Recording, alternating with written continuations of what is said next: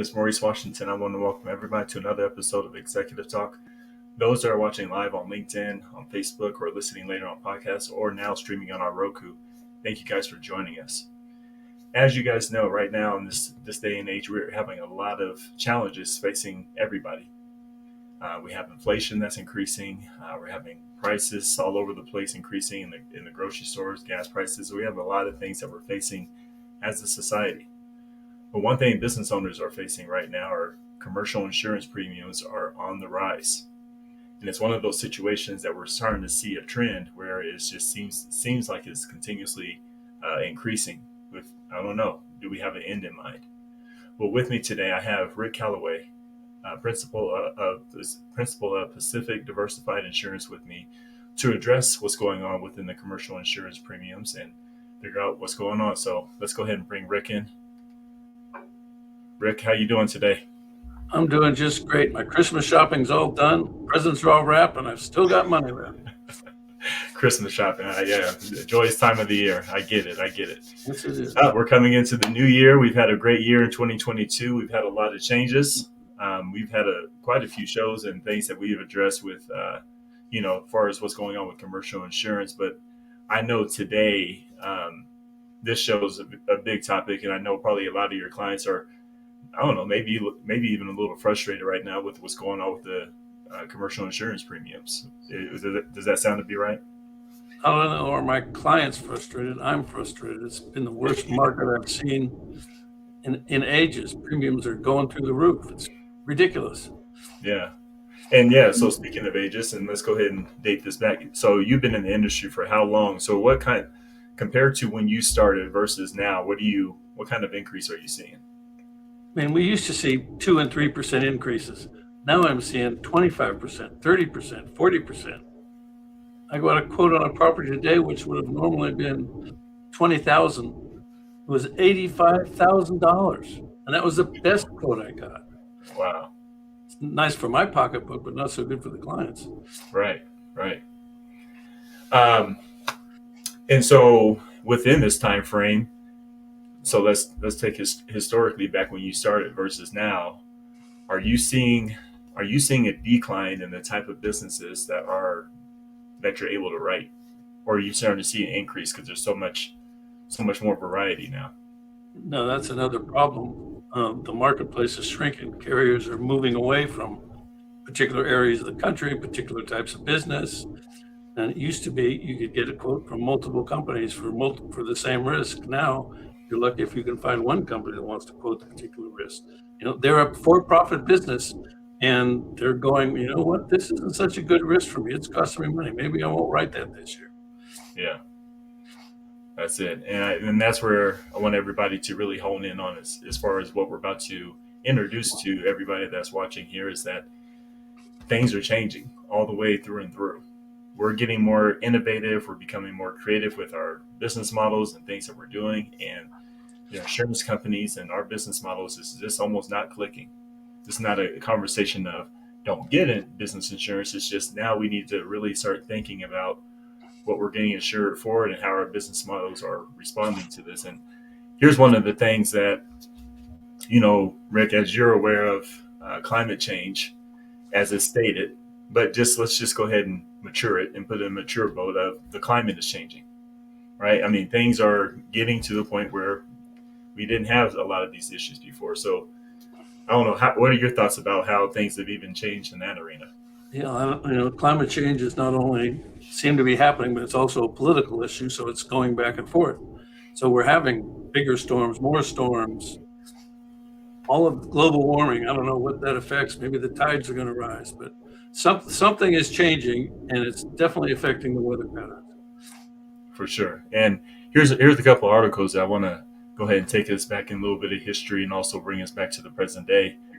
We have this article here on Vox.com, and this is dating back to 2021, which is, again, a year ago. In the first half of 2021, disasters inflicted a staggering $42 billion in losses covered by insurance, a 10-year high. Then in September, Hurricane Ida, if everybody remembers that, cut a path into destruction through the Gulf Coast and flooded neighborhoods from Louisiana to New Jersey, causing between $31 billion and 44 billion in insured losses. Ida now ranks among the top 5 costliest storms in U.S. history. Also states that the Atlantic hurricane season isn't over, and California's autumn fire season has yet to enter its peak. So the total damages are poised to rise even higher. Insurers are still tattling damage totals from wildfires in the U.S. West this year, but last year's fires cost insurers 13 billion. And so, just even that here, Rick, that is, I mean, it seems like that 42 billion. It seems like all these events that are happening due to weather are in the billions. It's not like it's millions. It's up there millions, billions, trillions, if you will. Yeah, a million here, a million there. Pretty soon you got real money and you got billions of dollars. That was $55 billion worth of losses, and that doesn't even include, the other types of losses. Right. So insurance companies have a big old pot of money that they have to keep full to be able to pay all of these claims. It doesn't matter whether it's a hurricane, a fire, or an earthquake. It's still only one pot of money. Somehow they have to get money back into that pot so they continue to pay claims, and there's only a couple of ways to do it. One, increase rates, get out of the market altogether, or hopefully their investment options do well. For sure. And so that was in 2021. That was Hurricane Ida. Just recently, here in 2022, we had Hurricane Ian, right? That's correct. The men have to outdo the women. Ida's the female name, Ian's the male name for the hurricane. And we managed to bring that one in at a mere $50 billion, $8 billion higher than the previous high. That's a lot of money. Yes. And so recently, you saw how many insurers moved out of the market of Florida when that hurricane hit this year? I don't know if there's anybody left in Florida. Only people writing in Florida are probably what's called carriers in the excess and surplus lines, which are by nature higher. They look at risks that other carriers won't write. And because they're the only one looking at them, they collect a pretty penny for that, as they should, because they're taking the big risk. Gotcha. All right. So that's number one. So we're talking about, so that's climate change. And another thing that's hitting us as a society is construction costs. And I don't think we've really caught up to what's going on with construction, because again, it was at a point where things were fairly good, but then I think COVID has a big factor to do with COVID and how the industry has changed there, right? Absolutely. COVID hit, no more construction. People producing construction products obviously didn't need to produce them. And now it's starting up again. And now we've got the reverse problem. We've got For sure. no supply and demand. So we all know what that means is higher prices. Yep.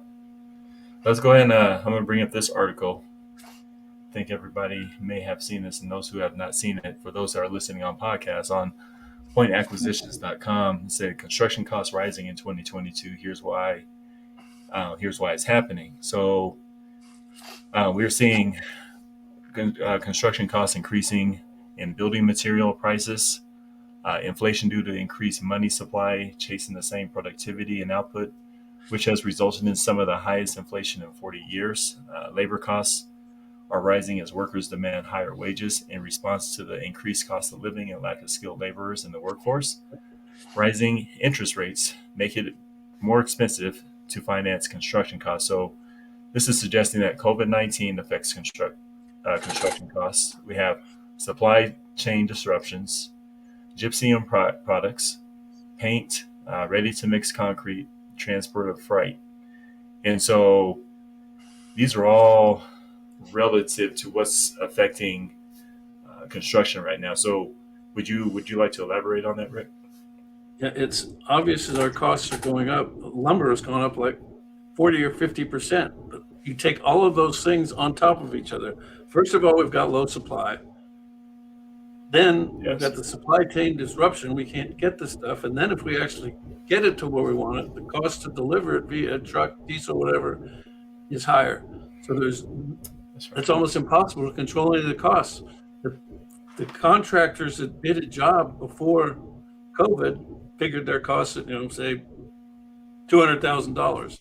Now that same product, same pricing, is probably $400,000 to $500,000, which in the Yeah, bottom, that's in right. the long That's right. term, it costs the end user more money, and that affects the replacement costs. If there's a building that burns down, years ago, we could use maybe $150 a square foot for replacement costs. Now in San Francisco, it's over $600 a square foot replacement cost. Gotcha. That's a rather large jump. That is a large jump. And one of the things, I have a CPA that had told us in one of my other shows here. He told us that look out for the price of diesel, and that is like an indicator as far as inflation is concerned. You can actually kind of figure out where that is, but also that price of diesel that has a direct line with shipping and from trucks and delivery, right? Absolutely. I mean, talk about diesel, talk about gasoline. People are happy now. Man, I only paid $5 a gallon. I used to fill my car up for $5. And people are happy with that. That's how much prices have increased. And Yes. people get used to a price. They don't realize $5 is a big number for Yes. gas. Diesel used to be $0.25 a gallon. That's right. That's right. Yeah, it's getting wild out here. And again, these are part of the reason why we're starting to see these commercial insurance premiums, because everywhere it's being touched on, every detail is being increased. I feel like that is the common theme here. Let me go ahead and bring this up here. This article had me pretty interested in this from globalist.com, and this is CBRE says get ready for the highest construction cost increase in years. Reported this week that the forecast an increase of construction costs of 14.1%. That's likely to be the largest in several years, though relief might be on the horizon, which is good news. Developers point to a higher labor cost and supply chains as major culprits. They are sometimes forced to adjust projects and hope the subcontractor pool expands. Some say client and supply provider communication is critical to working through these challenges. So now, one thing that this alludes to within this construction issue is the workforce, is the labor. We are finding, and I've talked to quite a few people that are saying that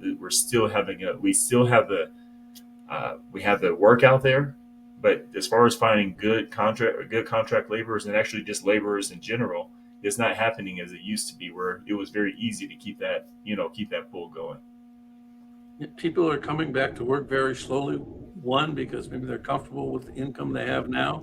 Two, they're still scared of COVID. They don't want to get sick. They've got families. And three, Right. when COVID struck, a lot of folks said, I can do this on my own. So they've started their own firm, which may be competitive with the guy that used to hire them. So we've got a shrinking labor pool, which again, our supply and demand theory, no supply to keep up with the demand. So it's going up. And that 14% number, Yeah. I think that's about half of what it's really going to be. I think it's going to be more than 20% increase, 28% increase in cost. That's fair. That also depends on what state you're in. In Yes, the that's Midwest, right. it's a whole lot cheaper to build a home than to try and build one in California. Yeah. So What are you thinking about the percentages in California? What do you think that looks like? that's 28 to 30%. So when you average that number all across the country, it might be 14%, but I bet if you were to look at location by location, Washington, D.C., New York, California, all 35, 40% increase. Ohio, 10% increase. That's fair. And I think that's also another thing that we're seeing within business owners is that depending on the market, depending on the state that you're in, has a lot to do. You may be paying, just more in California versus Colorado, depending on the marketplace. Absolutely. It's just the cost of doing business. Whatever state you're in, there's not set rates, but average rates for what things cost there. If you have a lower demand and more supply, then your price is going to be demand. But if you're demanding, like in California, you need more and more building, more and more construction, less and less supplies, less and less labor, you've got a big increase. And insurance companies are aware of that. They look at pricing a premium for someone in California versus pricing one somewhere in the Midwest. The the premiums are significantly different. But now they're probably not quite as far apart as they used to be, Right. because those minimal $55 billion losses that are happening are eating up their money. So they got to be careful with what they do. Now, and that's true. Let me ask you this. So when insurance companies are seeing the trend of things, do they plan out maybe 6 months ahead and project out a certain number as to where things might be just to cover their costs? Or is that what's the I'm mentality behind that? I'm sure they predict out something to try and figure out the cost. They've got, insurance is based on analysis and figuring out what the risk is and how much the costs are going to go up. I'm sure they all have plenty of analysts that look at things. They're using a lot of AI Yeah. to figure out what they're going to write and what they're not going to write. And unfortunately, I've run across a couple of times where the AI said one thing when in reality, the building wasn't what the AI thought it was. But management says if the computer says you can't write this because of it, that's it. No overwriting. Got it. So that's become a bane to the industry, helpful to the insurance companies, tough on us producers. In the old days, we could ask, old days meaning 2 years ago, for God's sakes, we could ask an underwriter to, take a look at the building. It's not, it's here's what it looks like. It's well kept up. Da, da, da, da. That doesn't seem to make as much difference. They look at when it was built. That's it. You can have two buildings that were built at the same time, but one of them's upgraded it a lot, kept it up. And it's a much better risk. If you've got an owner that maintains a building, that's a much better risk for the insurance company rather than the guy that says, oh, I own a building, I'm going to get tenants in there and forget about it. And we talked about that in our real estate show. Got it. That's right. That's right. Um, One of the things I wanted to bring up is, and this is the common denominator for everybody, and it's that word. This is the biggest I word that everybody's really, I don't know, really responding to, which is the inflation. I want to go ahead and pull up this article and get your feedback on it. So it says U.S. inflation high, expect strong insurance inflation to follow. So in this article, and even just the title in itself, I don't, for me, I don't really understand it. So again, that's why I want you to address it. But in this statement, it says PNC's insurance claim settlements are directly affected by economic factors such as trends in the cost to replace damaged property, the cost of repair parts, the cost of medical services and drugs, salaries and wages. In economic terms, claim costs for loss and loss adjustment expenses are the cost of production for the insurer. Insurance major claim costs include physician services and other medical expenses, hospital care, and rehabilitation. Lost time and wages, automobiles, including repairs and parts, building materials and construction labor, and personal effects. The components for loss adjustments expenses are those incurred by insurance companies in settling claims, i.e., legal fees and other legal court costs. So, seems pretty explanatory, but break some of that down for us as Well, to, people may be struggling with that. well, there's probably two pieces to the inflation part. When inflation happens, stock prices don't seem to do as well, and insurance companies make a part of their revenue from investments. So with the investment revenue right. down, they've got to increase the rates. And then where they talked about the inflation cost is what we talked about a little bit earlier. Cost of doing business for a construction company is going up. So therefore, or a workers' comp, you've got doctors, et cetera. So therefore, the cost of all these things are driving their premiums up. If it costs $1 to fix something today, I can charge 25 cents in premium. If it costs $10 for the same thing today, I've got to charge, $10 for the same thing. Everything, and insurance companies have to figure out what their costs are going to be for a particular risk. And not only does that include, the cost of material, the cost of a doctor, they've also got the costs of what they're paying their adjusters, what they're paying in legal fees. And now it seems like every time there's a claim, there's a lawsuit. So that drives the cost up more. That's right. Claim used to be, okay, your building burned down, I owe you $2.75, done, handled. Now we get a lawsuit saying, well, I think you should pay us $5. And then that stretches out and eventually they come to a number. But I don't know a lot of attorneys that work for free. So that's costing the insurance company money. So that's all factored into the cost.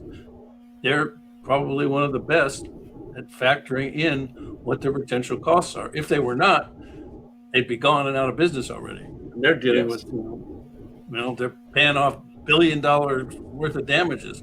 That's obviously not one company, but it's spread across all the companies. So they must have figured the risk. That's why they're leaving Florida. They're going, we can't afford to do this anymore. Yeah. Because Florida is one of those states where, and just not to beat a dead horse when it comes to Florida, because we all know, but it seems like Florida every year has some kind of hurricane coming in it. Right. And Is when they that get the hit, trend? yeah, they've got hurricanes every year, but they never used to be as disastrous as they are now. I mean, that's, leveling everything. Used to come in and kind of drop in and knock over a couple of buildings and drop back out.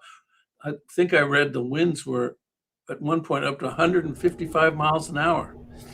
That's Yeah. pretty healthy wind. Yes, it is. Yes, it is. Huh. All right. Poor Florida. Poor Florida. Yep. Let me go ahead and bring up this last article here because this is another thing that, and we've had a show about this, and again, it just keeps on popping up. So again, this is where we need to hone in on where these things are so we can be proactive about them. But we have this when it comes to cyber attacks.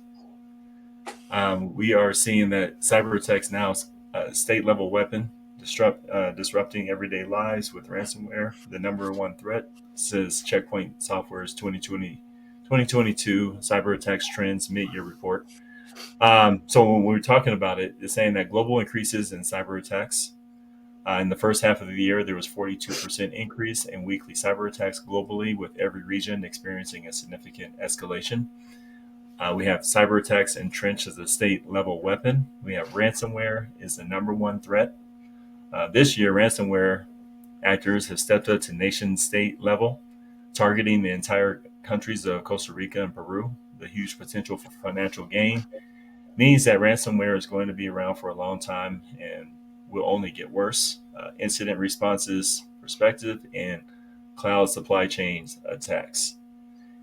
And so, not only, and just starting at the bottom here, not only are the supply chains in general coming into a place of inflation and whatnot, they're actually being attacked from a cyber perspective, Sure, which I cyber didn't make a mention. cyber is a major problem, and ransomware is the biggest problem because it's not really technology.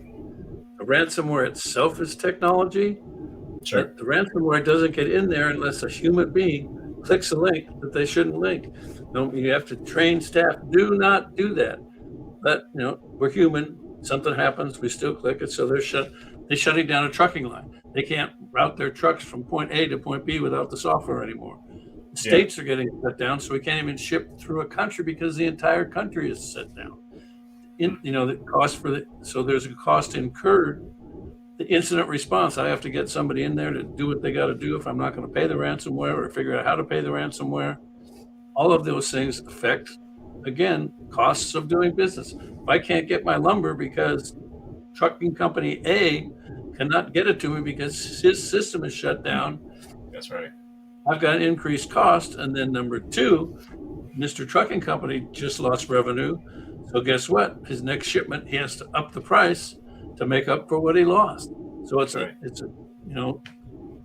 it keeps stacking and stacking and stacking and stacking, one event on top of another, and they all impact the consumer at some point, whether it be insurance premium, the cost of their toaster, cost of gas, cost of anything. All Yes. of these things are being impacted in. It says it's going to be worse this year. I certainly hope not, but I'm not a ransomware tracker or a ransomware Right. person. But it's going to affect the smaller businesses much more than the larger business, because smaller businesses are less sophisticated with their protections.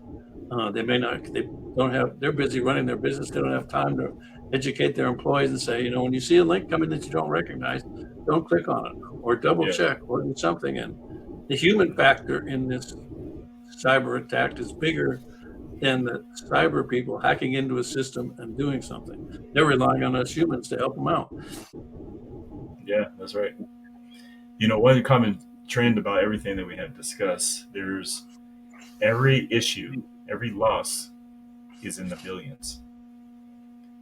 The continued trend is always in the billions. So if we look at this and we that's cyber in its own exclusive box, and then we have weather in its own exclusive box. They're in the billions. Supply chain issue is all in the billions. So I think coupled with all three of those things, you know, working against per se your insurance company, they have no choice but to increase prices to maintain these billions of losses, billions of dollars in losses.